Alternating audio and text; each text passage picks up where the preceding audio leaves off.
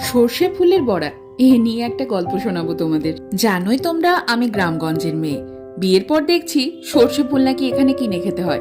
তার আগে কি করতাম জানো? সর্ষে ফুল চুরি করে খেতাম। সে অনেক দিন আগের কথা। একবার এক শীতের পড়ন্ত বিকেলে আমি আর বোন গেছি সর্ষে খেতে। গায়ে চাদর মুড়ি আর চাদরের কোল ভর্তি সর্ষে ফুল। একদম শেষ মুহূর্ত, তখন দেখছি দূর থেকে কে যেন আসছে। আর কিছু ভাবিনি, এক ছুট দৌড়তে গিয়ে পা মচকে পড়েই যাচ্ছিলাম। ভাগ্যিস পড়িনি। তখন আর মায়ের কাছে যাইনি, গেলেই বকা। গেছিলাম পিসির কাছে। পিসি কি মুচমুচে অসাধারণ এই সর্ষে ফুলের বড়া বানিয়ে দিয়েছিল আমাদের। স্মৃতির মণিকোঠায় এগুলো যেন মুক্তোর মতো।